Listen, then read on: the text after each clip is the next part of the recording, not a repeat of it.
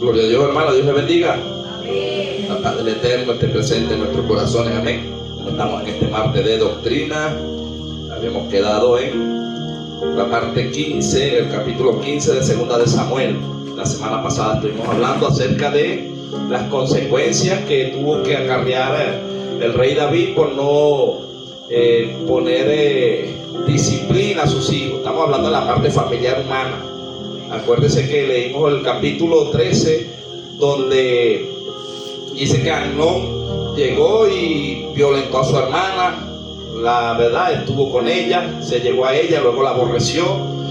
Y Absalón, viendo que David no hizo nada, buscó manera de vengarse y bueno, mandó a matar a su hermano. Pues mató a su hermano y esto trajo una consecuencia grave en David. Porque a veces, hermano, nosotros creemos que la corrección es mala, pero no, las correcciones son buenas. Solo que al principio nos parecen incómodas. Pero toda corrección que viene de Dios es buena. Porque nosotros, hermano, los grandes hombres de la Biblia, todos, excepto Cristo, fallaron. Todos. No hay ni uno solo que no haya fallado. Solamente sacamos a un ladito a nuestro Señor Jesucristo, el cual es el Cordero sin mancha, ¿verdad? Sin arruga. Y es la perfección de Dios, Jesucristo. Pero usted se pone a ver, Dios escogió a David. David, también lo vimos la clase pasada, dice que no estaba en la guerra, se descuidó, tuvo un bajón espiritual.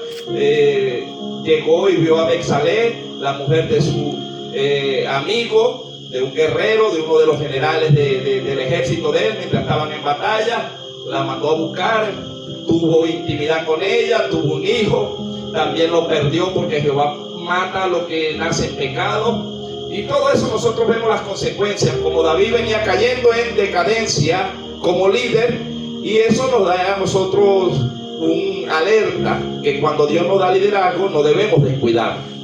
Mientras más Dios nos delegue, debemos velar más, porque al que más se le da, más se le demanda. Y si usted tiene un peso espiritual más grande en el mundo espiritual, el enemigo le va a mandar más demonios más grandes, le va a hacer trampas más grandes, porque el enemigo siempre va a buscar las cabezas. Entonces usted y yo somos cabeza y no cola. Dios nos llamó a ser cabeza y no cola. Pero todo esto está escrito aquí, ¿sabe para qué? Para que usted y yo nos chequeemos y veamos, ¿verdad? David halló misericordia. Sí, claro que la halló. Pero el problema no es que hallemos misericordia. El problema es, hermano, que si cometemos errores, tenemos que pagar los cuadrantes delante de Dios. Dios le dijo, el profeta Natán le habló a David, le dijo, Dios te ha perdonado, pero no te quedarás sin castigo. O sea, vendrá una consecuencia por lo que tú hiciste.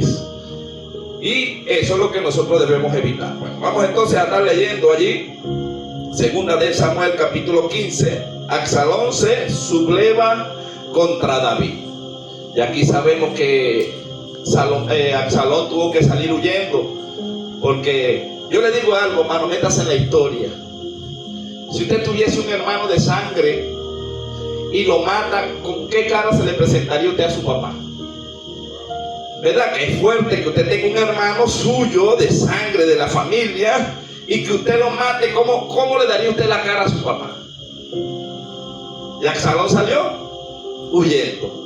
¿Y por qué Absalón se airó tanto? Porque dice que esta mujer, esta hermana de él, Dina, era muy amiga, o sea, era hermana, pero era muy allegado a Absalón y ella. Y Absalón, viendo que el padre no tomó represalia contra Amnón, que también era su hermano, entonces Absalón decidió tomar venganza por sí mismo. Y esto trajo una consecuencia garrafal en la familia de David, en la familia del reinado. Quizás nosotros a veces nuestra familia no ha llegado, hermano, porque tenemos actitudes que quizás nosotros no la notamos, pero ellos sí la notan. A veces tenemos impulsos, a veces tenemos acepciones de personas, a veces no nos sabemos controlar y nuestra familia no termina de llegar, no porque Dios no quiera, sino porque nosotros no hemos aprendido a dar el testimonio que Dios quiere que demos. Y ahí nos metemos todos, toditos. Allí todos tenemos que estar velando. ¿Estamos allí ubicados? Leemos entonces palabra por la bendición del Padre, Hijo y Espíritu Santo. Dice así: aconteció después de esto, que Absalón se hizo de carros y caballos y 50 hombres que corriesen delante de él. Y se levantaba Absalón de mañana y se ponía a un lado del camino junto a la puerta, y a cualquiera que tenía pleito y venía al rey a juicio, Absalón le llamaba y le decía, hay una pregunta allí, ¿de qué ciudad eres? Y él respondía, tu siervo es de una de las tribus de Israel. Entonces Absalón le decía, mira, tus palabras son buenas y justas, mas no tienes quien te oiga de parte del rey. Y decía Absalón, un signo de admiración, ¿quién me pusiera por juez en la tierra para que viniesen a mí todos los que tienen pleito 15 o negocio, que yo les haría justicia? Ahora yo quiero que entienda algo aquí. Vean, ahí sabemos nosotros y por el estudio que venimos dando de que el rey es David, ¿cierto?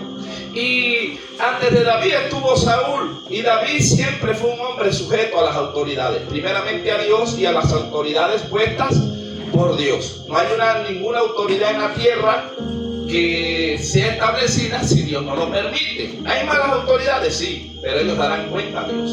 Pero usted y yo no nos podemos rebelar contra una autoridad, porque la primera rebeldía, ¿dónde ocurrió? En los cielos. Conocemos como rebelde, hermano, a Satanás, que el Señor lo reprenda. Dice que se rebeló contra Dios y arrastró una tercera parte de los ángeles. Jesús dijo, yo vi descender a Satanás como un rayo y caer sobre la tierra con sus ángeles, con los que él había logrado envolver. Y una de las cosas que nosotros debemos entender es que si nosotros vemos cosas malas, nuestro deber es orar, velar y esperar que Dios haga justicia, porque juez hay solo uno, Dios. Si nosotros tomamos venganza por nuestras manos y si nosotros empezamos a caer en un campo no favorable a Dios, entonces vamos a andar en la carne, y eso nos va a dejar mal parado delante de no solo del pueblo, sino también de la gente de afuera. Qué feo se ve un cristiano peleón, ¿verdad que sí? Por donde usted lo vea se va a ver feo, hermano. Y a veces caemos en eso. Yo he caído a veces y después digo, bueno, pero ya qué hice, Señor. Claro, es raro que usted me vea peleando, pero no le voy a decir que yo no peleo, porque yo soy un ser humano que corre sangre por las venas, y tanto cae la gotica al vaso hasta que llega el momento que usted no está en su mejor día y se sale el viejo hombre. Ese viejo hombre duerme, y así que tenerlo pisadito ahí. Pero qué difícil ese sinvergüenza cuando se escapa, hermano. Porque cuando se nos escapan los apellidos, decimos, se me revolvieron los apellidos, hermano, qué feo nos vemos. Yo nunca he visto a alguien bonito que se le haya revuelto los apellidos. No conozco el primero. ¿Verdad que se nos vemos feos cuando caemos en ese campo? Entonces, vea, David tenía por un lado un sentimiento de culpa, porque había una profecía que había sido zumbada por sus malas decisiones. David en cierta parte se sentía culpable, hermano, porque póngase ahora usted en el papel de padre. Póngase que usted tenga 2 hijos o tenga varios hijos, y que en el momento en que Amnón violentó a Dina y le llevó a sus oídos, el deber de él fue corregirlo para que todos dijeran, bueno, David tomó carta en el asunto. Pero David dejó eso a lo largo y no tomó venganza, no hizo juicio, y Absalón se creyó con el derecho de vengar a su hermano. Entonces David a lo mejor diría, oye, si yo fuera corregido a este muchacho, no pasa este enredo donde yo estoy metido. Entonces, mientras muchos veían a Absalón como un traicionero, mientras los soldados de David querían volarle la cabeza a Absalón, David decía, no, dentro de sí, dejen a Absalón quieto porque la culpa es mía. Yo no tomé las mejores decisiones y mis hijos están acarreando mis malas decisiones. Yo no sé si usted me capta, pero a veces, bueno, yo no tengo hijos, pero sí tuve un hermano que fue como mi hijo, y yo sé lo que es tomar decisiones, hermano. Entonces, a veces nuestros hijos, metiéndonos entre los que tienen hijos, no terminan de llegar al evangelio porque nosotros no tomamos buenas decisiones, sino que nuestra conducta, quizás somos cristianos en la iglesia, pero cuando estamos en la casa vivimos en gritos, en peleas, suena la soya, y entonces los hijos, los primeros que van a ver es y que cristiana esta, y que cristiano este, porque eso se oye mucho, no acá, a nivel mundial. Entonces, el cristiano tiene que ser manso, y la palabra manso quiere decir que soporta, que resiste, que aguanta. Pero a veces somos chireles que no nos puede decir nada a nadie porque nos explotamos y tenemos, ¿verdad? Allí como que somos así como un palito de fósforo que apenas olemos la lija y enseguida ya se nos enciende la llama, pero no del espíritu, sino la llama de la carne, la llama de la ira. Y por eso, hermano, Dios está tratando las emociones en cada uno de nosotros. Esto no es señalamiento, todos estamos llenos de emociones. Los únicos que no tienen emociones son los muertos. Usted va allá a la morgue y usted puye un muerto y seguro que no se va a parar de allí. Pero métale un pellizco al de al lado para que usted vea y me dice si lo siente o no lo siente. Usted y yo estamos llenos de emociones. Ahora, lo que tenemos que aprender es a controlarlas. Fácil no es.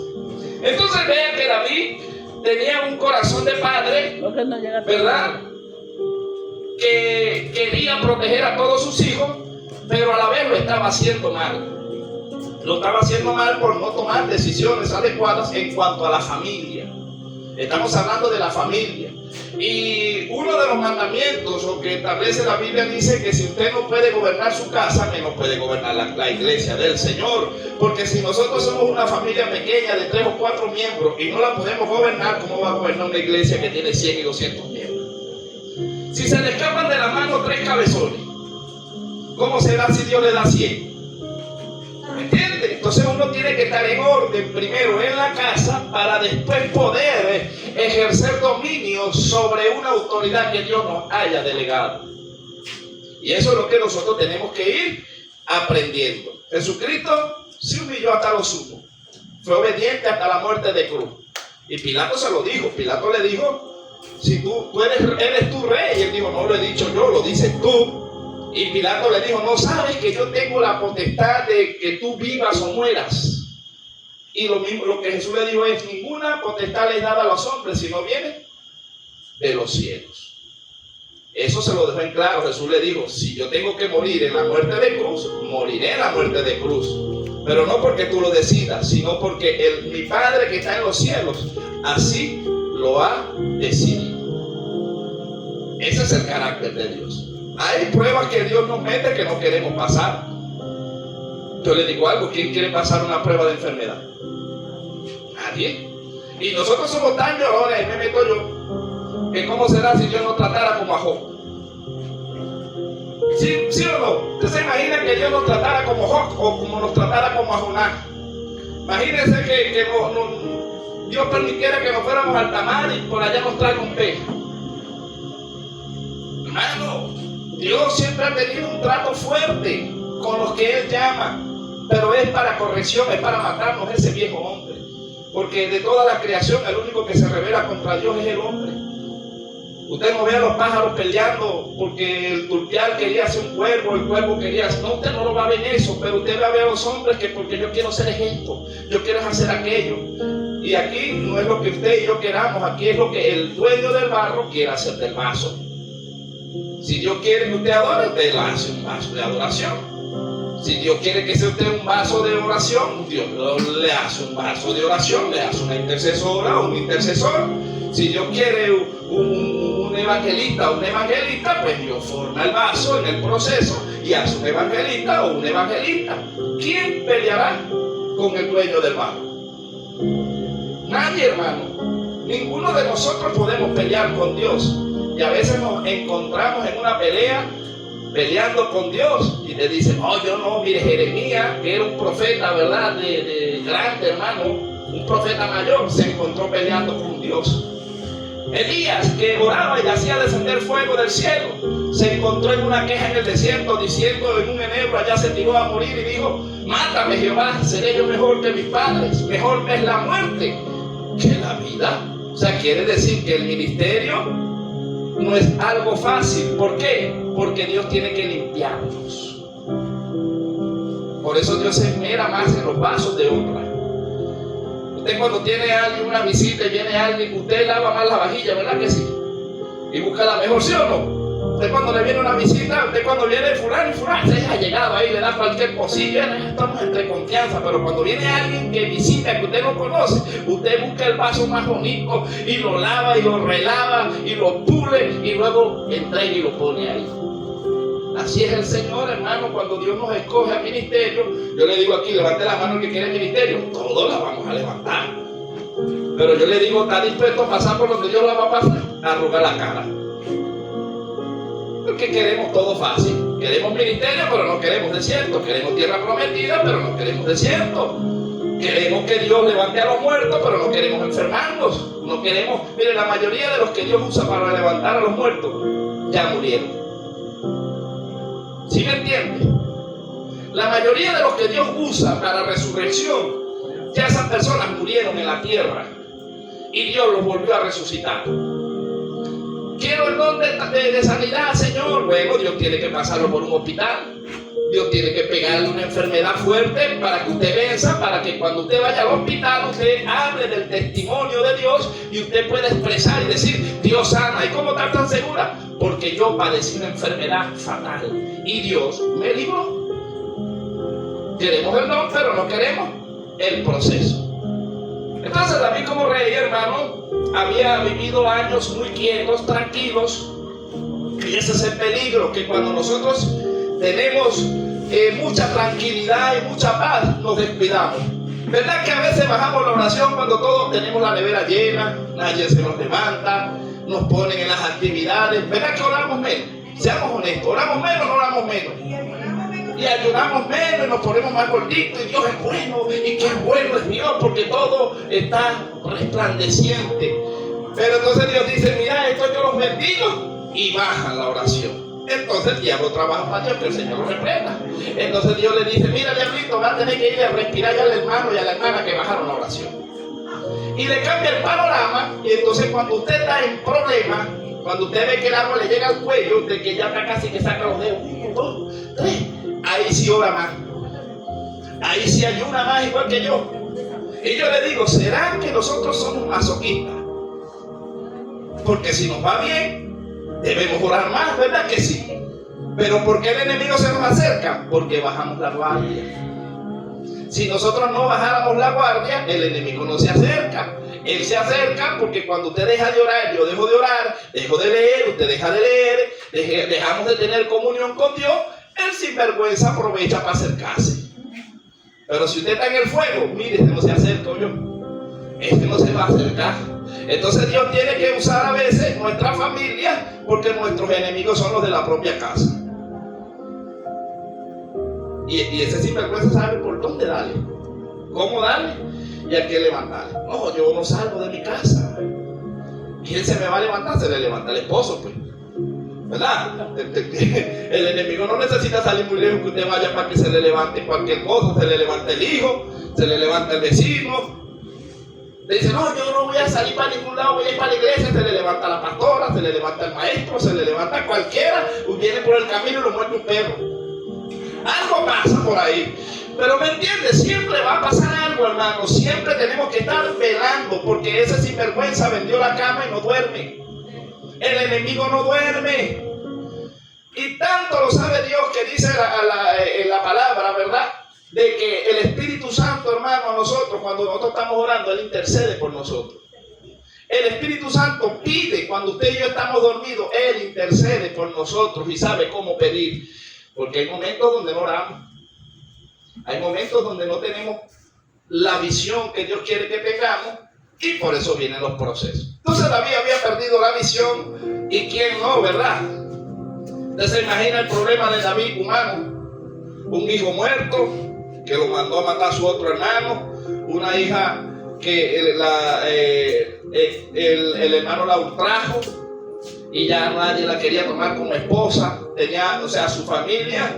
David como rey, como cristiano, tenía su familia todos descarriados. ¿Cómo se siente usted con su familia descarriada? Mal. No se puede sentir bien. David, ¿sabe? Tenía un asesino, el otro lo estaba buscando para matarlo. Y David decía, porque tomé malas decisiones, esto me aconteció. Por eso es que todo lo que el hombre siempre, eso va a cegar. Y el profeta se lo dijo a David: la espada no se apartará de tu casa. Entonces seguimos leyendo. Estamos en el 15, ¿cierto? 15:8. No, en el 6. De manera hacía con todos los de Israel, los israelitas que venían al rey a juicio, y así robaba Absalón el corazón de los de Israel. Miren lo que significa la palabra robo. No necesariamente se puede robar prenda, riqueza, teléfono. También, hermano, Absalón conocía muy bien cómo se movía su padre, porque Absalón era un niño mimado de papá y conocía todos los asuntos del rey, conocía las tribus, y todos los que venían al rey, Absalón le tomaba un paso más adelante porque era astuto. La Biblia dice que la serpiente era más astuta que todos los animales, ¿cierto? O sea que el enemigo siempre va a querer venir y tener un paso adelante. Por eso es que tenemos que velar. No todas las ofertas vienen de Dios. El enemigo conoce Biblia y también tienta, y tienta por la palabra. Pero si usted y yo no conocemos la palabra, nos engaña. Usted se imagina que usted tenga un billete, le metan un billete de $100 falso, usted va a llorar. Por lo menos llora unos cuantas semanas, ¿verdad? Y te dice: ¿por qué no conocía el billete? Para que le puedan meter un billete falso de $100 tiene que parecerse mucho. Porque si no, no logran engañarla. Entonces el enemigo le va a meter una palabra muy pero muy parecida al original. Igual va a tratar de hacerlo conmigo. Él lo hizo con Eva y con Adán y los engañó. Pero se le acercó a Jesús y no pudo. Porque él tentó a Jesús en el desierto. ¿Dónde le va a hablar el enemigo? En medio de la prueba, en medio de la dificultad. Cuando usted no tiene pan, cuando no tiene comida, le va a decir: le voy a dar un trabajo bueno, pero no te va a dar tiempo de congregarte. Y ahí es donde tú tienes que decirle: no me da tiempo, porque no solo de pan vive el hombre, sino de toda palabra que sale de la boca de Jehová. Y si usted quiere bienes o posesiones, el enemigo le va a decir: bueno, pero si tú me adorares, si tú me tienes en primer lugar a mí, le muestra todas las cosas del mundo y le dice: todo esto te lo daré porque es mío. ¿Quién gobierna el mundo? El príncipe del mundo es el enemigo. Ahora usted no ve gente que de la noche a la mañana son millonarios porque pactan con las tinieblas y agarran y tienen poderes. La mayoría de los países, la mayoría de los gobernantes tienen pacto con las tinieblas. Por eso es que usted los ve allí y tienen una protección, pero no divina, una protección satánica. Porque el enemigo sabe que si toma la cabeza de un gobernante, va a caer maldición sobre toda una nación. ¿Será que Venezuela cayó maldición por culpa de los gobernantes? Ya lo vivimos, hermano. Nosotros pasamos por allí. ¿Por qué usted cree que en Haití hay tanta hambre? ¿Cuál es la religión que predomina en Haití? El vudú. ¿Por qué Cuba está tan pobre? ¿Cuál es la religión que predomina en Cuba? La santería. En África, ¿por qué hay tanta hambre? ¿Cuál es la religión que está fuerte en África? La brujería, la magia negra. ¿Me entiende? Mientras que Venezuela era próspera, porque aquí un brujito de eso iba a comprar un tabaco y una botella de caña clara y la mandaba a envolver en periódico y se la llevaba escondida porque le daba vergüenza. Ese era el venezolano de antes. Pero los gobernantes hicieron alianza con otras naciones y se dejaron meter las otras culturas y las trajeron a Venezuela. Y eso nos acarreó maldición. Entonces vea lo importante por donde el enemigo viene trabajando. Entonces vemos acá que Absalón, ¿verdad? Dijo: bueno, David es mi padre, aunque David nunca se levantó contra Absalón. Pero Absalón quería el reinado. Absalón sabía dentro de sí que quien iba a suceder a David después era Salomón. Y qué difícil es, hermano, a veces cuando alguien quiere algo. Estamos hablando entre familias, cierto, estamos hablando de la familia. Nos puede llevar a la iglesia, pero estamos hablando de una familia. Y yo le digo: ¿será que cuando los padres van a morir, los hijos a veces no se matan al otro por las herencias? A veces matan hasta los padres. Yo me acuerdo que fue creo que aquí en Valencia, ¿verdad, hermano William? Cuando mataron a los abuelos por un gato. la viuda mató a los padres por quedarse con la herencia. Entonces vea todo lo que se mueve cuando hay una ambición, cuando hay algo dentro, ¿de dónde? Del corazón. El ser humano cuando tiene algo en el corazón, hermano, donde está tu tesoro, ¿verdad? Donde está tu corazón, ahí está tu tesoro. Si tu tesoro está entre las posiciones, la riqueza, pues eso es lo que te va a impulsar. Pero si tu corazón está a Dios, usted va, ni que pase lo que pase, usted se aparta de Dios. Ni usted ni yo nos vamos a apartar. Entonces dice que Absalón llegaba y le decía al pueblo: ¿quién te va a atender? Porque el rey vivía ocupado. Y como el pueblo sabía que Absalón era hijo, no sabía los problemas que había en familia. Porque esto lo narra la Biblia. Y a veces nosotros nos imaginamos de que los asuntos de la familia de David lo conocía todo el mundo o todo el pueblo. No, hermano, un error. Esto nos lo narra el escritor para que nosotros lo sepamos, lo entendamos en el lenguaje de Dios.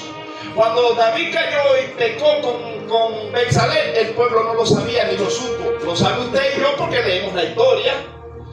Porque cuando fue amonestado fue en secreto y fue el profeta Natán y le lanzó la profecía. Y David siguió reinando, pero arrastrando consecuencias. Entonces David tenía un problema en la familia. Y yo le digo algo: si usted tiene un problema en la familia, ¿usted lo va a divulgar? Usted dice, la gotera sabe, el que está dentro de la casa es el que sabe las goteras que le caen, porque eso es prudencia. Yo no puedo andar divulgando lo que pasa en mi casa, porque entonces soy presa fácil del enemigo. Porque imagínate, dígame si es entre hermanos, cuando me pare aquí me van a dejar degollar. No gobierna bien su casa y va a estar ahí parado. Hermano, así es. Debemos ser prudentes, debemos aprender a controlar las situaciones adversas en secreto con Dios, porque así nos lo enseña la Biblia. Entonces ve, Absalón, tomando ventaja, veía que llegaba la gente al palacio y él se ponía antes del palacio y él les decía: ¿de dónde viene? No, vengo de la tribu de Israel, de una de las tribus. ¿Y quién podrá atenderte? Mi padre vive ocupado usando la astucia. ¿Quién fuera quien me pusiera a mí por rey? Y vieras cómo te soluciono rápido. Oye, palabras que cualquiera quiere oír, ¿cierto? Si usted va a un sitio y quiere que lo atiendan rápido, usted quiere oír esas palabras que estaba usando Absalón. Y dice que Absalón les hablaba bonito y les daba obsequio y se ganaba el corazón del pueblo. Entonces, si usted le quiere dar un jaque mate a un líder, usted primero se gana al pueblo. ¿O no es así?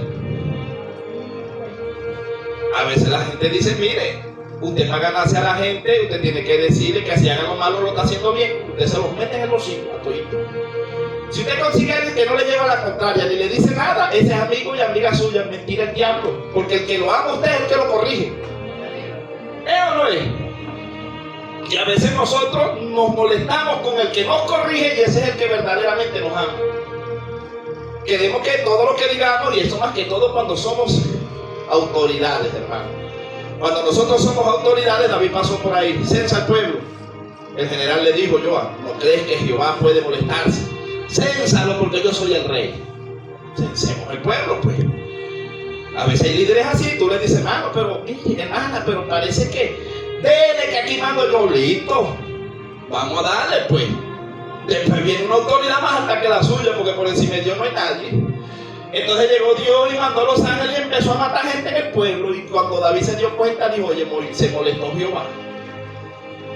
Y llegó David y cómo paró la mortandad, hablándole a Dios y diciéndole: ¿qué tienes contra el pueblo? El pecado es mío, tómala conmigo, deja al pueblo quieto. Eso le agradó a Dios.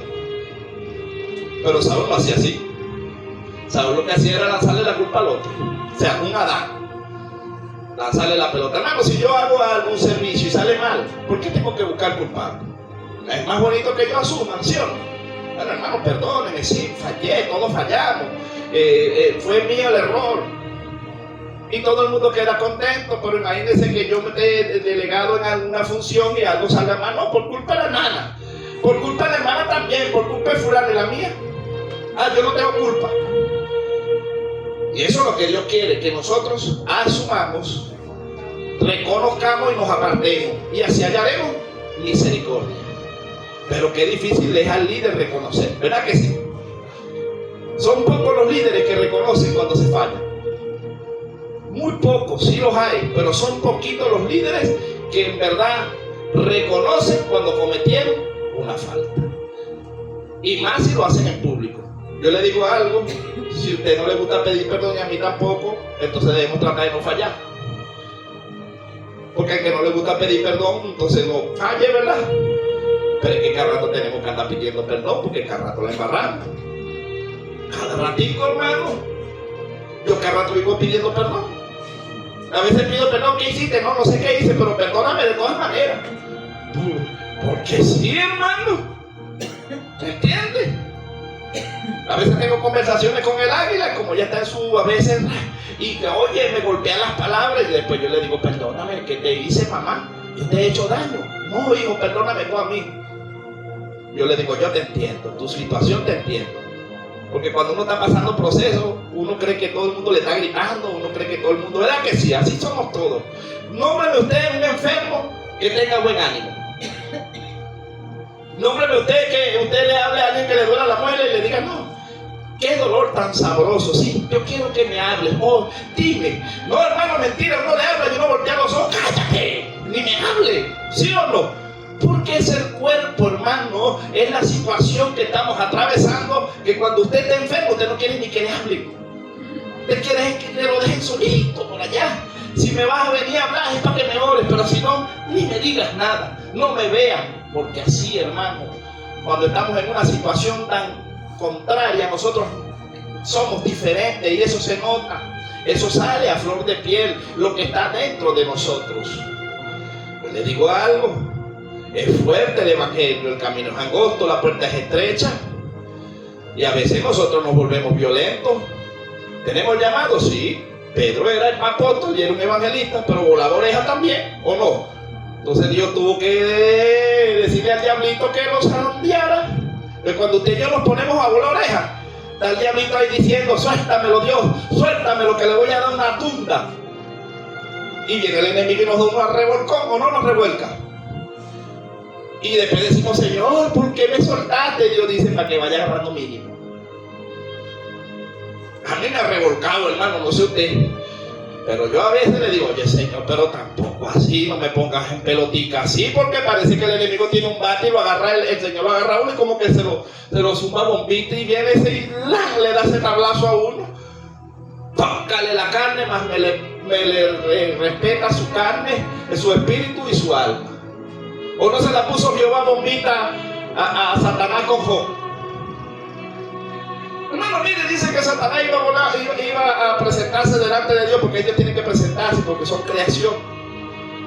Y Satanás no le dijo nada de Job. ¿Quién fue el que instó a Satanás? Porque dice que Satanás se coló entre los hijos de Dios, iba, y el mismo Jehová le dice, ¿de dónde viene Satanás? Él sabía de dónde, de merodear la tierra. Y Jehová le dice, ¿no has considerado a mi siervo Job, apartado del mal, hombre íntegro? Entonces esa prueba que le vino a Job, él no la merecía, hermano, pero algo grande iba a sacar Dios de allí. Y usted dice, no, eso es un prototipo de Cristo. Cristo vino a la tierra. ¿Usted cree que Cristo mereció morir en la cruz? No, hermano, hizo bienes. Jesús nunca vivió para él, vivió para nosotros. Se entregó, hermano, por completo. ¿Y cómo le pagamos? Suelten a Barrabás. Barrabás representa la carne. Entonces a veces nosotros tenemos al Hijo de Dios en nuestra imagen adentro, ¿verdad? Y está Barrabás, que es la naturaleza caída. Y cuando usted toma una acción, usted a veces suelta a Barrabás y crucifica a Cristo. No, debemos aprender a decir como dijo Pablo, mas no vivo yo, sino que Cristo vive en mí. Y con Él vivo juntamente crucificado, o sea, crucificando la carne. Y lo que ahora vivo, lo vivo para agradar al Hijo de Dios. ¿Será que Dios nos manda a pelear? Pero a veces peleamos, yo peleo. Si yo digo que yo no peleo, se me hago mentiroso. Claro, no soy tan peleón, pero de vez en cuando se me salen también los apellidos. A veces me bajo en la cruz también. Y después para Jonathan montarte otra vez. Pero lo bueno es que yo mismo me monto en la cruz otra vez. Yo me bajo, pero yo después yo mismo agarro un martillo. Vámonos. ¿Quién te dio permiso ahí de bajarte? Vámonos para arriba otra vez. Y eso le agrada a Dios. A veces nosotros nos bajamos y tenemos que volvernos a montar allá arriba. ¿Sí o no? Porque sabemos que en un momento de ira, en vez de callar, de esperar en Dios, explotamos, hermano. Y la Biblia dice que aún el necio, cuando calla, se hace sabio. Nadie gana peleando. Bueno, sí hay un ganador, el enemigo. Ese se nos ríe en la cara. Y que cristiano mira, como lo calvo, todo revolcado. No, hermano. Ve aquí, David estaba siendo formado, no para el reinado, ya era rey. En el 8 dice: porque tu siervo hizo voto cuando estaba en Getsur, en Siria, diciendo: si Jehová me hiciere volver a Jerusalén, yo serviré a Jehová. Y el rey le dijo: ven en paz. Y él se levantó y fue a Hebrón. Entonces envió a Absalón mensajeros por todas las tribus de Israel, diciendo: cuando oigáis el sonido de la trompeta, diréis: Absalón reina en Hebrón. Y fueron con Absalón 200 hombres de Jerusalén, convidados por él, los cuales iban en su sencillez sin saber nada. Y mientras Absalón ofrecía los sacrificios, llamó a Ahitofel, Gilonita, consejero de David, de su ciudad de Gilo, y la conspiración se hizo poderosa, y aumentaba el pueblo que seguía a Absalón. Vea todo lo que estaba atravesando David, hermano. David tenía un corazón conforme al de Dios. David era un hombre que demostró en su niñez en el Señor, que no se levantó nunca contra Saúl, aunque Saúl lo persiguió, que siempre era un hombre en intimidad con Dios, pero por causa del pecado que había cometido con Bexalé y por haber matado, porque prácticamente lo mandó al suicidio, un homicidio, la verdad, el esposo de Bexalé, a su amigo, y lo puso allí al frente de la guerra para tapar su pecado.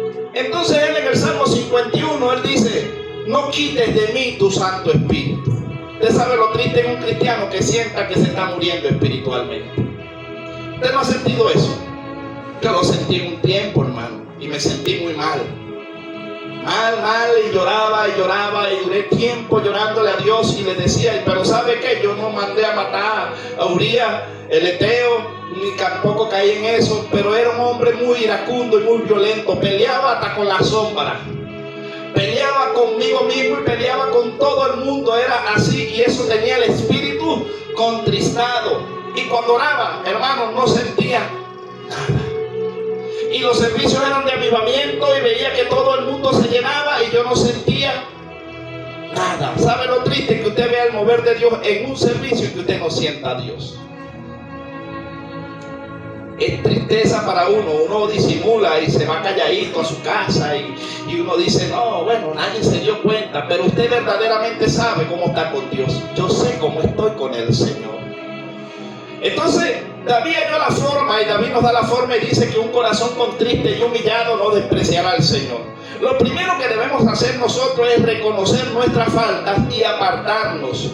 David dijo: límpiame con tu sangre roja y seré más blanco que la blanca nieve. Estoy dispuesto, Señor, a pagar el precio que tenga que pagar, pero no quites de mí tu Santo Espíritu. Y yo digo que lo que David experimentó con Saúl le prendió malas alarmas, porque acuérdense que el espíritu moraba también en Saúl, venía, y después que el espíritu fue quitado de Saúl, dice que un demonio venía y le atormentaba de parte de Jehová. ¿Y quién tocaba el arpa?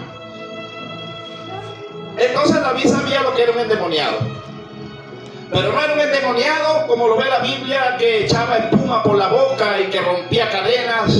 No, usted sabe cuál era el demonio que atacaba a Saúl: el de celo.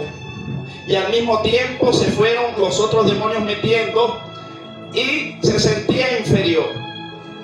Una de las cosas que tiene el enemigo para contristarnos es quitarnos el valor que Dios nos ha dado. No deje que nadie le quite su valor. El mayor valor que tenemos todos por igual es que somos hijos de Dios.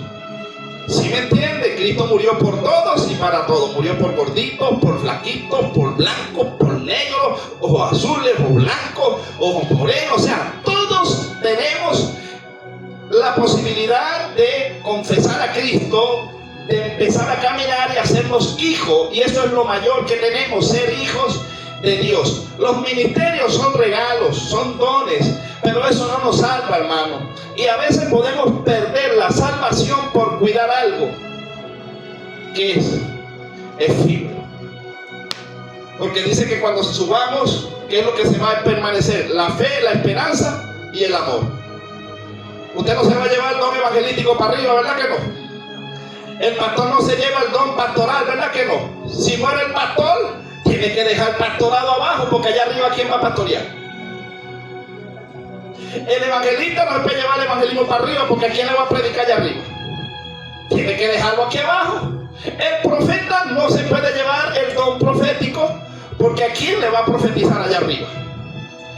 Por eso, cuando Elías subió, tuvo que darle el don a Eliseo. Por eso cuando Moisés sube a la montaña, porque no podía entrar a la tierra prometida, delega ¿a quién? A Josué. O sea que lo que usted tiene, lo que yo tengo, el día que tengamos que irnos de la tierra, tenemos que soltarlo.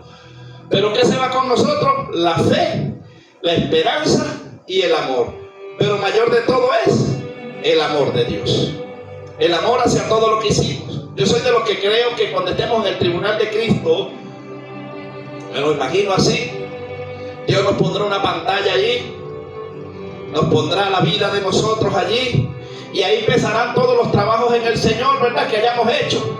Y de repente algunos trabajitos lo hicimos para que nos vieran a nosotros y para que la honra y la gloria fuera de nosotros, y Dios la pasa por el fuego y dice: no te la pago, porque esa la hiciste para que te exaltaran a ti.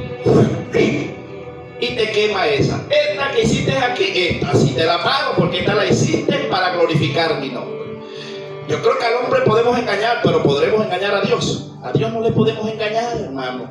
Estaremos delante de Jesús y de repente nos hablará, y qué bonito es cuando Él nos diga: siervo amado, pasad al gozo con tu Padre. Qué bonito es que nos aprueben allá arriba, aunque aquí abajo nos caigan a palo. Qué bonito que tengamos un lugar allá arriba seguro, aunque nos mueran a palo aquí, aunque nos crucifiquen.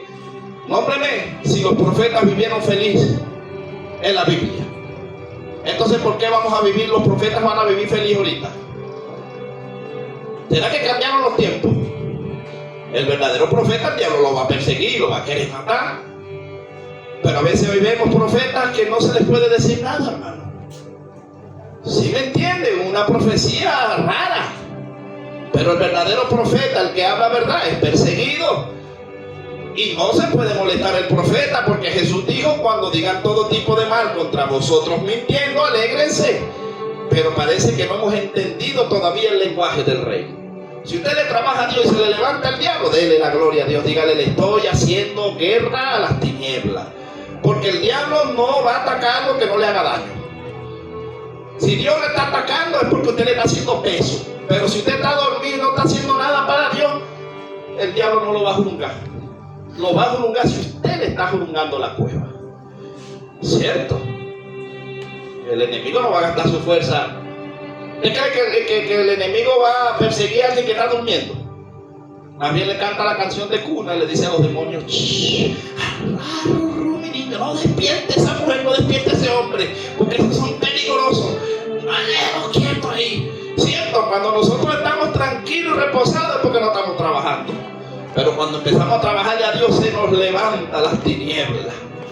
Qué fuerte, hermano. Ahora vean, David aquí, hermano, humanamente yo digo que David estaba pasando las cosas más fuertes, ¿cierto? La familia, su ministerio como reinado estaba fuerte, mas no sentía la presencia de Dios.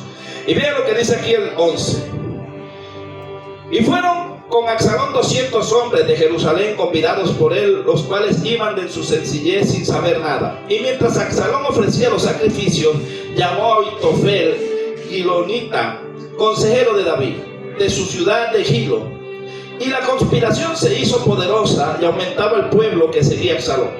Y un mensajero vino a David diciendo: el corazón de todo Israel se va atrás a Absalón. Qué fuerte, ¿verdad? Que tú hayas sido un rey, hayas puesto la guerra, hayas puesto tu vida y que el pueblo se te esté yendo. Fuerte, hermano. Y que sea su propio hijo, más fuerte es todavía. Porque uno lo traiciona al enemigo y uno dice, eso yo lo sabía. Pero usted se imagina que su mismo hijo le traiciona. Está fuerte, hermano. Está fuerte. Me imagino que no lo dice aquí, pero David oraría a Dios y le diría, bueno, Señor, está bien, yo fallé, pero oye, ese cuadrante está muy fuerte. Bájale 2, ¿verdad? Oye, me la pusiste difícil. Y Dios le diría, sepa que no se te vuelva a ocurrir hacer lo que hiciste. Eso sí es una disciplina, ¿sabes? Eso sí es una disciplina fuerte de arriba. Porque ¿quién podía disciplinar a David? Solamente Dios. Solamente Dios va a meter en cintura a David. Por eso yo siempre he creído que Dios no tiene niño bonito ni niña bonita. Si usted mete la pata, agarra el correazo de Dios. Yo meto la pata y seguro que me va a venir el correazo de Dios. Quizá el hombre no, pero del de Dios sí viene. Y es el que yo le temo, el de allá arriba. Porque ese sí no da por inocente al culpable. Ese sí nos mete en cintura. Nos pone a andar derechito. Pero yo le digo, Señor, no importa que me hagas llorar, pero para el cielo me quiero ir. Si me tienes que revolcar, revuélcame. Si me tienes que romper el vaso y hacerlo de nuevo, hágalo. Pero no me vaya a dejar aquí. ¿Cuántos estamos dispuestos a dejarnos romper por Dios? Todos. Así suframos. ¿O se quiere quedar? Mejor al cielo llorando que queriendo hacer lo que nos da la gana. Vean 14. Entonces David dijo a todos sus siervos que estaban con él en Jerusalén: levantaos y huyamos, porque no podremos escapar delante de Absalón. Daos prisa a partir, no sea que apresurándose él nos alcance y arroje el mal sobre nosotros y hiera la ciudad a filo de espada. Y los siervos del rey dijeron al rey: he aquí tus siervos están listos a todo lo que nuestro señor el rey decida. El rey entonces salió con toda su familia en pos de él, y dejó el rey a 10 mujeres concubinas para que guardase la casa. Ahora yo le digo algo: David nunca le huyó a nadie. Pero ¿sabe qué miedo tenía David? Que tuviera que matar a su propio hijo con sus propias manos. Y a veces uno le huye a las peleas, ¿verdad que sí? Cuando son seres queridos de uno. A veces uno se va por las ramas, hermano. A veces uno tiene que poner a alguien en cintura adentro y uno dice, no, porque me va a herir más a mí. A veces las madres tienen que amonestar a los hijos y les duele más a las madres, ¿verdad que sí? De repente se hacen maduras así, pero cuando voltean, van llorando. Así, hermanos, es el amor de mamá y de papá. Y David dijo, no, estos hombres que yo tengo son fieros. Yo quizá le perdone la vida a mi hijo y quizá no levante la espada, pero los que andan conmigo no perdonan a nadie. Entonces David dijo, mejor huyamos. David siempre buscaba excusa para resguardarle la vida a Absalón. Y a veces nosotros decimos, oye, pero ¿será que Dios no ve? Sí, hermano, Dios ve. Dios más adelante le iba a dar su pago a Absalón, ¿me entiendes? Pero iba a morir en las manos de Dios y no en manos de hombre. Porque Dios es el que hace juicio. Y David tenía eso claro. David conocía cómo Dios peleaba. El 16. Aconteció luego que cuando Usaí Arquita, amigo de David, vino al encuentro de Absalón, dijo: Usaí, viva el rey, exclamación. Y Absalón dijo a Usaí: ¿es este tu agradecimiento para con tu amigo? Porque no fuiste con tu amigo. Una pregunta. Y Usaí respondió a Absalón: no, sino que de aquel que eligiere Jehová y este pueblo y todos los varones de Israel, de aquel seré yo y con él me quedaré. Otra traición para David. Absalón estaba quitando las columnas a David. Ahora vea esto, el 19. Otra pregunta: ¿y a quién había yo de servir? ¿No es a su hijo? Como he servido delante de tu padre, así seré delante de ti. Entonces dijo Absalón a Ahitofel: da vuestros consejos sobre lo que debemos hacer. Y Ahitofel dijo a Absalón: llégate a las concubinas de tu padre, que él dejó para guardar la casa, y todo el pueblo de Israel oirá que te has hecho aborrecible a tu padre, y así se fortalecerán las manos de todos los que están contigo. Entonces pusieron para Absalón una tienda sobre el terrado, y se llegó Absalón a las concubinas de su padre, ante los ojos de todo Israel. ¿Usted se acuerda de la clase pasada que leímos que el profeta le dijo Natán a David? Por cuanto hiciste lo que hiciste en secreto, ahora Dios permitirá que un hijo tuyo llegue y tome tus concubinas, tus mujeres en una plaza y lo haga en público. Ya estaba profetizado. O sea que esa parte se iba a cumplir porque venía por lo que David había hecho. Por eso es que David veía muy diferente la actitud de Absalón al resto del pueblo. David sabía en lo más profundo que todo eso le había acontecido por la mala decisión de él. Ahora yo le digo algo: ¿cómo se siente usted si usted toma una mala decisión y eso perjudica a otro? No se puede sentir bien. Como de repente usted llegue, y eso le pasó una vez a una persona, y yo digo que bueno, lo hizo en ignorancia, pero lo hizo, y vinieron preguntándole, hermano, por una persona cerca del barrio en aquel entonces, y por eso uno debe ser ligero de labio, y dijo, no, yo lo acabé de ver, ahorita se fue para allá, y usted sabe, lo andaban buscando para matarlo y mataron al hombre. Yo digo ahora, ¿cómo se...? Y eran amigos. O sea, imagínense, el que mataron era amigo, pero él pensó que eran amigos de él y, o sea, lo vendió sin querer. Ok, lo hizo sin querer, pero yo digo la conciencia, ¿cómo le quedó la conciencia después? Y en el velorio lo veían así y los otros, y decían, este lo vendió. Hasta se fue del velorio, porque los demás no lo entendían, pero él lo hizo en ignorancia. Pero la gente, si tú los mandaste a las personas para que lo mataran. Es fuerte, hermano, ¿verdad? Que si están en esas circunstancias, porque la mente del ser humano, hermano, es allí donde el enemigo, cuando nosotros fallamos, nos tortura.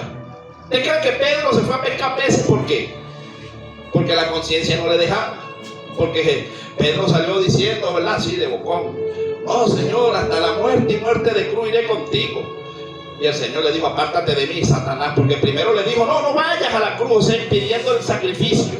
Le dijo, apártate de mí, Satanás, porque tengo que ir.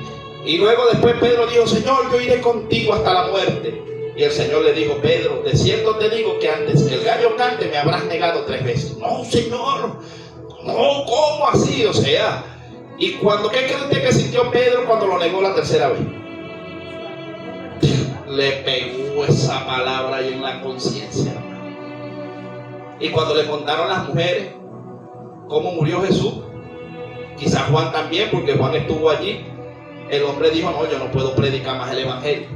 Yo cargo esa culpa tan grande que no soy digno de ser portador del ministerio. Y se fue a su vida normal. Tuvo que ir el Señor a buscarle y decirle, Pedro, ¿tú me amas?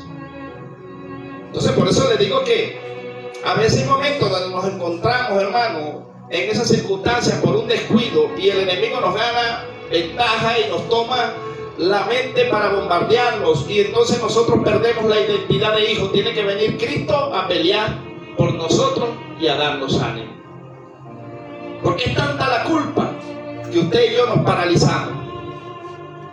No nos sentimos dignos. ¿No le ha pasado eso a veces, que usted le falla a Dios y se siente como una cucaracha?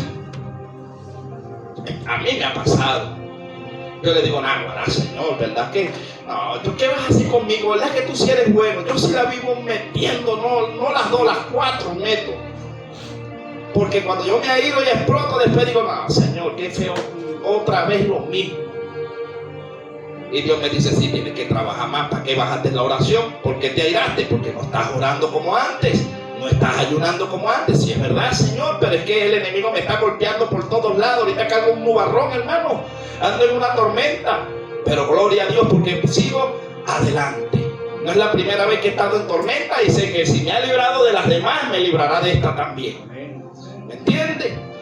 Pero no es fácil estar en una tormenta y seguir trabajando y poner su mejor cara cuando por dentro usted está destrozado. A veces le queremos decir al Señor, Señor, si es posible, pasa de mí esta copa, mas no se haga mi voluntad sino la tuya. Si tengo que pasar por allí pasaré, pero dame fuerza. Pero para atrás, ni para coger impulso, hermano. Para atrás nada. Atrás nada. No agradamos a Dios. No agrada a Dios el que agarra el arado y mira hacia atrás. No. Nosotros no somos de los que retrocedemos. Somos de los que así se ha arrastrado, caminando, cojeando, como sea, pero para adelante. Esos somos los que hemos creído en Dios y los que tenemos la convicción de que el supremo llamamiento y la meta es Cristo Jesús, el cual es perfecto y no hay tacha ni error en él.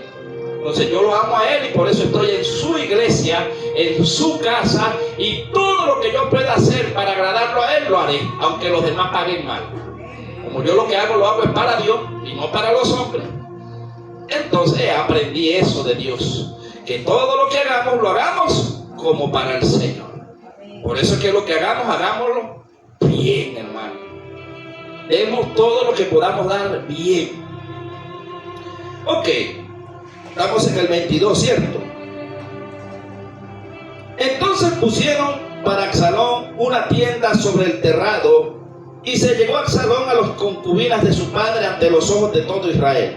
Y el consejero que andaba Ahitofel en aquellos días era como si se consultase la palabra de Dios. Así era todo consejo de Ahitofel, tanto con David como con Absalón. Ahora vamos a entrar en el 17, ¿verdad? Consejo de Ahitofel. Dice: entonces Ahitofel dijo a Absalón: yo escogeré ahora 12,000 hombres y me levantaré y seguiré a David esta noche, y caeré sobre él mientras esté cansado y débil de manos. Lo atemorizaré y todo el pueblo que está con él huirá, y mataré al rey solo. Así haré volver a ti todo el pueblo, pues tú buscas solamente la vida de un hombre. Y cuando ellos hayan vuelto, todo el pueblo estará en paz. Este consejo pareció bien a Absalón y a todos los ancianos de Israel. Y dijo Absalón: llamad también ahora a Husai arquita, para que asimismo oigamos lo que él dirá. Cuando Husai vino a Absalón, le habló a Absalón diciendo: así ha dicho Ahitofel, ¿seguiremos su consejo o no? Di tú. Entonces Husai dijo a Absalón: el consejo que ha dado esta vez Ahitofel no es bueno. Y añadió Husai: tú sabes que tu padre y los suyos son hombres valientes, que están con amargura de ánimo como la osa en el campo cuando le han quitado sus cachorros. Además, tu padre es hombre de guerra y no pasará la noche con el pueblo. O sea, el otro le dijo: mira, te está pintando un panorama muy bonito, pero tú ignoras que tu padre David derribó a Goliat y derribó a los gigantes, y que los que andan con él son hombres de amargura. ¿Usted se acuerda de la cueva de Adulán? Los 400 hombres que estaban allí formados con David no eran cualquiera, hermano. Dice que uno solo mató 600 hombres en una noche y se le quedó la espada en la mano. ¿Usted cree que David era fácil tocar a David si tenía buenos escuderos? No era fácil tocar a David. Y si los otros no atentaban contra Absalón y contra el pueblo, era porque David los tenía frenados. Porque ellos le decían: oh rey, el rey les había enseñado a ellos lo que era la obediencia, lo que era el respeto y lo que era conocer a Dios. Y aquellos hombres fieros era solamente: bueno, provócame. ¿Sí me entiende? Como cuando una persona es diestra y dice: provócame, yo estoy en paz, pero provócame.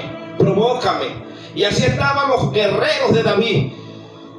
Y el otro le dijo: no, Absalón, esta vez Ahitofel no te está dando un buen consejo. Primero, David no va a ser presa fácil y no va a estar durmiendo con el pueblo en guerra, porque primero no va a poner al pueblo en riesgo.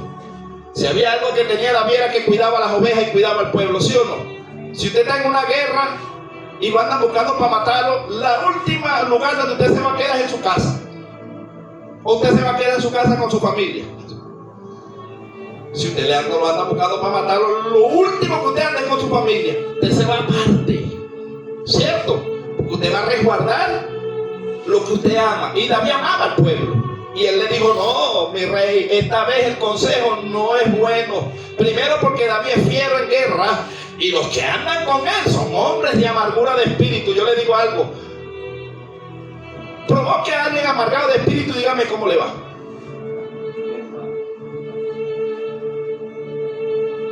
Una persona violenta, que esté amargada, que esté obstinada, jurúnguelo y me dice cómo le va. No me puede ir bien. No le puede ir bien, hermano.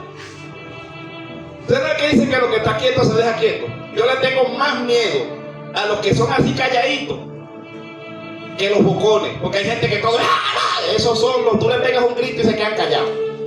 Hombre gritón o mujer gritona, esos son cobardes. Pero un calladito que no pelea a nadie, cuando ese hombre abra la boca, corra. Salga corriendo porque se le sale el loco. ¿Sí o no? Una mujer así pasadita que te dice, eso es un panal de azúcar. Eso no se mete con nadie. El día que la vea brava, huya por su vida. Porque usted no sabe cómo va a reaccionar, ¿verdad? Usted es violento, usted sabe cómo va a reaccionar. Pero una persona quieta, hermano, que usted jurungue y cuando explote, salga. Así me decía mi abuela y mi abuelo. Cuando usted esté en la escuela, esos que se la tiran así, que todo el tiempo, esos son cobardes, esos que quieren es meter miedo. El que usted ve así calladito es de tipo jurungue. El agua quieta se deja quieta. Y ya así, bueno, gloria a Dios, agarré eso de ahí, lo atesoré, me lo dieron mis abuelos y ahí lo tengo guardado. ¿Me entiende, verdad? Porque los abuelos quieren bien para uno. Entonces, vean, estamos en el 14. Ayúdenme. 17:14, ¿cierto? Entonces Absalón y todos los de Israel dijeron: el consejo de Usaí arquita es mejor que el consejo de Ahitofel, porque Jehová había ordenado que el acertado consejo de Ahitofel se frustrara, para que Jehová hiciese venir mal sobre Absalón. Dijo luego Usaí a los sacerdotes Sadoc y Abiatar: así aconsejó Ahitofel a Absalón y los ancianos de Israel, y de esta manera aconsejé yo. Por tanto, enviad inmediatamente y dad aviso a David diciendo: no te quedes esta noche en los vados del desierto, sino pasa luego el Jordán, para que no sea destruido el rey y todo el pueblo con él está. Y Jonatán y Ahimaaz estaban junto a la fuente de Rogel, y fue una criada y les avisó, porque ellos no podían mostrarse viniendo a la ciudad. Y ellos fueron y se lo hicieron saber al rey David, pero fueron vistos por un joven, el cual lo hizo saber a Absalón. Sin embargo, los dos se dieron prisa a caminar y llegaron a la casa de un hombre en Baurí, que tenía en su patio un pozo, dentro del cual se metieron. Qué tremendo que siempre hay un chismoso, ¿verdad? Bendito sea la gloria de Dios. Dice que le fueron a dar aviso a David, y dice que alguien vio y enseguida fueron a Absalón. Es que siempre alguien tiene que ver. Siempre. Gloria a Dios. Pues siempre la Biblia está llena de eso. Y Dios lo permite. El 19 dice: y tomando la mujer de la casa una manta, la extendió sobre la boca del pozo, y teniendo sobre ella el grano trillado, y nada se puso del asunto. Llegando luego los criados de Absalón a la casa de la mujer, y le dijeron: ¿dónde está Ahimaaz y Jonatán? Y la mujer le respondió: ya han pasado el vado de las aguas. Como ellos lo buscaron y no los hallaron, volvieron a Jerusalén. Y después que se hubieron ido, aquellos salieron del pozo y se fueron y dieron aviso al rey, diciéndole: levantaos y daos prisa a pasar las aguas, porque Ahitofel ha dado tal consejo contra vosotros. Entonces David se levantó y todo el pueblo que con él estaba, y pasaron el Jordán antes que amaneciese. Ni siquiera faltó uno que no pase el Jordán. Pero Ahitofel, viendo que no se había seguido su consejo, enalbardó su asno y se levantó y se fue a su casa, a su ciudad. Y después de poner su casa en orden, se ahorcó, y así murió y fue sepultado en el sepulcro de su padre. ¿Qué nota usted allí? Hay gente que cuando usted no hace lo que ellos quieren hacer, termina ahorcándose. Imagínese el carácter que tenía ese hombre, ¿verdad? Hermano, ¿ve que el diablo no juega? Hay gente que cuando tiene una posición y se la quita, termina ahorcándose. Mire, Judas era el tesorero de Jesús, ¿sí o no? Y era uno de los apóstoles. Y cuando llegó y vendió a Jesús, ¿qué terminó haciendo? Cuando nosotros vemos a Amán, que le montó la trampa, ¿verdad? A este hombre, ayúdeme, a Mardoqueo. Terminaron ahorcándolo en su misma trampa. Entonces, ¿por qué le quiero decir esto? Porque hay un misterio que quiero que se lo lleve para la casa. La mayoría de los que se levantaron en guerra mueren ahorcados. O sea, hay un demonio que termina ahorcándolos. Los que se levantan contra los ungidos de Dios terminan ahorcados. ¿Cómo es la muerte de ellos? Ahorcados. No me pregunten por qué. Lléveselo, investíguelo y después lo estudiamos. Pero cómo murió Judas, cómo murió Amán, cómo murió este hombre. Y yo estoy hablando de un mundo espiritual, un demonio, porque yo le digo algo, hay que estar bien loco por casa. Se debe sentir bien feo. Si uno se está ahogando y le falta el aire, si uno le pega una gripe y se le tapa un huequito a la nariz y uno anda desesperado, ¿verdad que sí? ¿Cómo será ahorcado?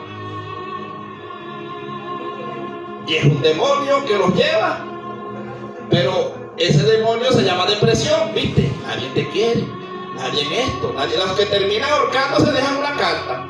Me dejó la mujer que amaba, me dejó esto, nadie me quiere, el patito feo. ¿Sí o no? Ese demonio se mete en la mente de las personas y lo hace ver como que no sirve para nada. Ahí está el mecate, guíndate, y terminan guindándose, hermano. Disculpa, hermano, en Villa Jardín estaba ese demonio que poco gente son caros y niño joven. Bueno, entonces, es un demonio que trabaja la mente del ser humano. Pero nosotros lo reprendemos en el nombre de Jesús, ¿sabes? Pues nosotros tenemos la mente de Cristo. Yo le digo algo, yo cuando antes estaba, que no era cristiano, pero siempre he conocido la palabra. Yo me montaba por la pasarela de los chorritos y no me gustaba, después pasaba la autopista. Cuando me montaba arriba había algo que me decía, zúmbate. No, Señor, te reprenda, zúmbate tú. No, pero le pasaba así que de repente una voz, y no, el Señor te reprenda, zúmbate tú. No, yo no, negativo. Sí, ni que yo tuviera alas. No, Señor. Sí, hermano, hay demonios que instan a que la persona se suicide. La depresión. Sí, tómate ese veneno. ¿Cuántos no se han envenenado? Y miren mi abuela, yo le digo, oye, bueno, Señor, ¿sabes que ella no lo hizo por mí? Había un primo mío que, me guardo el nombre, pero él fue muy maltratado, cuestiones, lo agarró un espíritu de homosexualidad, y la familia, más que todo, una parte era dura. Luego después él tenía una enfermedad, hermano. Unos dicen que nunca se comprobó que era SIDA, otros decían que era enferma de los pulmones, pero yo nunca lo maltraté. Y entonces él, la misma familia, a veces hasta la misma mamá, por la condición, la presión, lo golpeaban espiritualmente, pues. Y entonces él se bebió un frasco de broma de veneno, hermano, y no se murió. ¿Me entiendes? Lo sacaron, la mamá, y lo sacaron y lo hicieron el lavado y la cuestión. Y yo estoy ahí, yo le digo, oye, negro, pero tú eres loco. Y mi abuela cristiana, casi 60 años en el Señor, tú eres loco, te voy a ir para el infierno, muchacho, pídele perdón a Dios. Pero entonces después mi abuela le dijo una así, la zumbó, le dijo, la próxima vez tírate una gandola. Pues, ¿cómo te vas a tirar? Hermano, ¿usted sabe cómo se murió? Se le tiró una gandola. Claro, con el tiempo, ya mi abuela se había muerto. Claro, mi abuela se había muerto. No, creo que no. No se había muerto mi abuela todavía. Y yo era mundano. Y mi abuela cristiana, y yo le dije el poder que tiene una palabra, hermano. Pero mi abuela se lo dijo jugando. Entonces muchos dicen que era que se bebió un medicamento, que él salió y entonces no se dio cuenta. Puede ser también, pero terminó llevándoselo la gandola. Tuvieron que velarlo con la urna cerrada. Fuerte. Entonces a veces nosotros no vemos, hermano, lo que suelen de nuestra boca, pero matamos a la gente. ¿Verdad que si maltratamos a la gente, la humillamos? No nos ponemos en los zapatos de lo interno, de lo que pueda estar padeciendo una persona. No hacemos compasión, no hacemos misericordia. Y esa persona termina pintándose, zumbándose de un puente. Y no hay nada más triste que eso. Y más que si nosotros contribuimos a darle un puñetazo de vez en cuando, ¿verdad? Oye, ¿cómo nos queda la conciencia? Oye, yo no le golpeé tanto, pero de vez en cuando le di su puñito. Es feo, hermano, qué feo. A que le quede a usted la conciencia tranquila, yo hice todo lo que pude hacer para que esa persona saliera de ese abismo. Porque eso es un abismo en la mente. Nosotros vemos a la gente a veces riéndose, pero cuando se acuestan a dormir, un mal de lágrimas, un espíritu de depresión, y la gente se encierra ahí. Lo peor que uno puede hacer es encerrarse en ese mundo, porque Cristo nos hizo libres. Por eso Jesús dijo: el Espíritu de Jehová está sobre mí, me ha enviado a libertar al cautivo. ¿Al cautivo a dónde? En la mente. Hay mucha gente cautiva en su mente, y la palabra liberta. La palabra tiene poder para transformarnos, y a veces nos sacude, pero es necesario, hermano. Yo prefiero un regaño que me saque de allí. Yo le digo algo, a veces nos ponemos histéricos. ¿Cómo se curan los histéricos? Dígalo abiertamente. No, cuando está una persona histérica, así que se pone así, dos cachetadas, entran en sí. Perdóname, no te quise golpear, pero era para que entraras en sí. ¿Sí o no? Y a veces estamos histéricos en el evangelio. ¡Ay, ay! Tiene que venir Dios a alguien ahí, agarra y darle dos cachetadas en el espíritu. Sí, a veces Dios tiene que cachetearnos, ¿sí o no? Porque andamos en una conducta que para nada nos favorece. Oye, fue como duro, pero me hizo entrar en razón. ¿Sí, verdad? Por lo menos una hermana me dio una cachetada. Era mi intercesora en aquellos entonces. Y cuando yo llego así me dice: tú tanto que oras, ¿y tú crees que tu oración llega? Hermano, eso fue como que yo me le quedé viendo. Y yo: ¿por qué tú me dices eso? Vives iracundo, vives peleando, tienes la mitad de la iglesia en contra, no te aguantas ni tú mismo. ¿Crees que la oración llega? No, fue una cachetada que me dio, hermano. Me dejó caer una pared encima. No me gustó al principio, no me gustó, hermano, pero después cuando me acosté y analicé, pero tiene razón. ¿Qué me beneficia a mí estar bravo con todo el mundo? Nómbreme a alguien que hayan premiado porque ande bravo. No, nadie. No ganamos nada. Entonces no es fácil, pero es el orden. Ok, estamos en el 24. Y David llegó a Mahanaim, y Absalón pasó el Jordán con toda la gente de Israel. Y Absalón nombró a Amasa jefe del ejército en lugar de Joab. Amasa era hijo de un varón de Israel llamado Itra, el cual se había llegado a Abigail, hija de Nas, hermana de Sibia, madre de Joab. Y acampó Israel con Absalón en tierra de Galaad. Luego que David llegó a Mahanaim, Sobí, hijo de Naas, de Raba, de los hijos de Amón, Maquir, hijo de Amiel, de Lodebar, y Barzilai, galadita, de Rogelín. Trajeron a David al pueblo, y estaban con él camas, tazas, vasijas de barro, trigo, cebada, harina, grano tostado, habas, lentejas, garbanzos tostados, miel, manteca, ovejas y queso de vaca, para que comiesen, porque decían: el pueblo está hambriento y cansado y sintiendo y sedientos en el desierto. Muerte de Absalón. Ve ahora cómo entra Dios a pelear aquí. David pues pasó revista al pueblo que tenía consigo y puso sobre ellos jefes de millares y jefes de centenas. Y envió David al pueblo una tercera parte bajo el mando de Joab, una tercera parte bajo el mando de Abisai, hijo de Sibia, hermano de Joab, y una tercera parte del mando de Itai, Geteo. Y dijo el rey al pueblo: yo también saldré con vosotros. Mas el pueblo dijo: no saldrás, porque si nosotros huyéramos, no harán caso de nosotros, y aunque la mitad de nosotros muera, no harán caso de nosotros. Mas tú ahora vales tanto como 10,000 de nosotros. Será pues mejor que tú nos des ayuda desde la ciudad. Entonces el rey les dijo: yo haré lo que bien os parezca. Y se puso el rey a la entrada de la puerta mientras salía todo el pueblo, de 100 en 100 y de 1000 en 1000. Y el rey mandó a Joab y a Abisai y a Itai diciendo: tratad benignamente por amor de mí al joven Absalón. Y todo el pueblo oyó cuando dio el rey orden acerca de Absalón a todos los capitanes. Vamos a darlo ahí, por la otra semana vamos a meternos bien allí. Pero vean, todavía lo estaban persiguiendo a David. David todavía le decía a los generales: trátenmelo con cariño, no me le toquen ni un cabello al niño. Y estos hombres eran hombres valientes y sujetos a David. Entonces Dios dijo: no, esto humanamente no van a poder pelear, porque mientras el rey tenga esos sentimientos, Absalón los va a matar todito. Entonces vino Dios y actuó. Eso se lo va a estudiar usted. ¿Y cómo terminó la muerte de Absalón? Dice que en su pelo era hermoso y se quedó guindado por ahí un palo, ¿verdad que sí? Entonces, vean, hermano, que cuando nosotros dejamos que Dios pelee por nosotros, Dios tiene su táctica, tiene su método. Dios no dará por inocente al culpable. Dígame.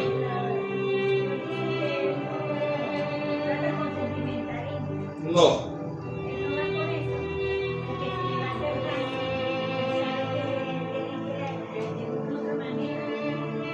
Pero nosotros somos sentimentalistas, ¿sí o no? Todos nosotros somos sentimentalistas. Tenemos un ladito donde flaqueamos. Disculpa, hermano, cuando uno mima a una persona también. Por eso, a veces mimamos dentro de la iglesia. Hay gente mimada. A mí me dicen: no digas eso, pero sí lo hay. En todas las iglesias hay gente mimada, hermano. Siempre hay bordones. Por lo menos donde yo me congregaba allá, había 2 bordones que eso era lo que tenía el pastor allá al lado, hermano, que esos podían hacer lo que les diera la gana. A ellos no había disciplina, no había regaño, no había nada. Esos eran los ojos del pastor, pues el pastor no oraba. El pastor tenía esos 2 ahí, que eso era lo que ellos decían, así era. Así ustedes metieran 20 versículos, no me importa, yo soy el pastor y esos son mis manos derechas y aquí se hace lo que yo digo. Así era.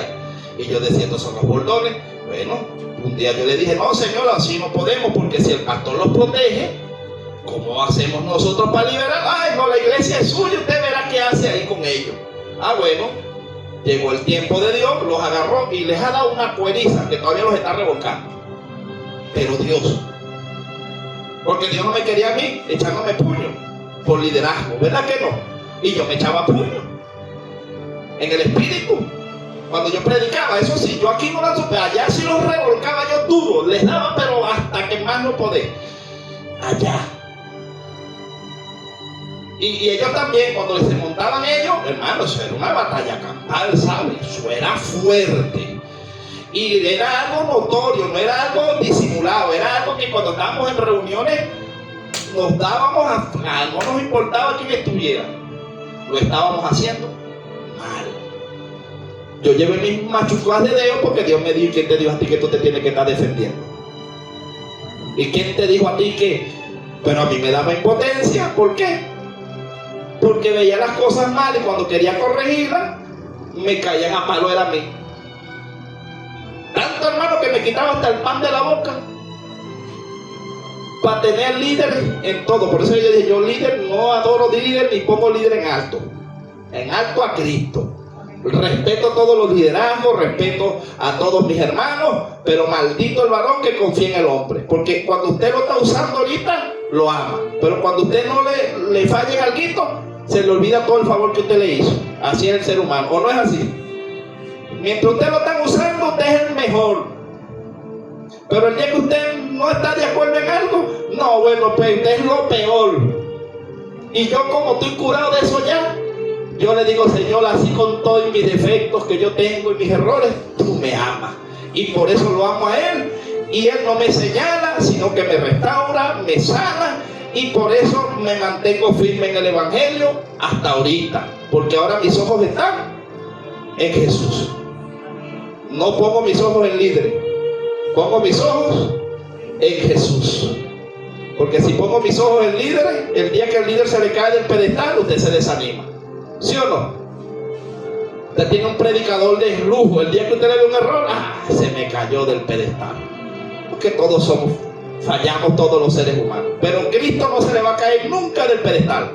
Eso es perfecto. Ese sí, véalo. A ese sí, adórelo. Ese es digno de toda alabanza. Ese sí, usted dé todo por Él, porque Él lo dio todo por usted. Hasta la última gota de sangre la soltó. A ese sí yo le digo, ámelo, quiéralo, haga las cosas con cariño, con amor, porque el trabajo en el Señor no es en vano. Y lo que haga, hágalo para Dios. Así yo como líder me porto mal, no me ve a mí.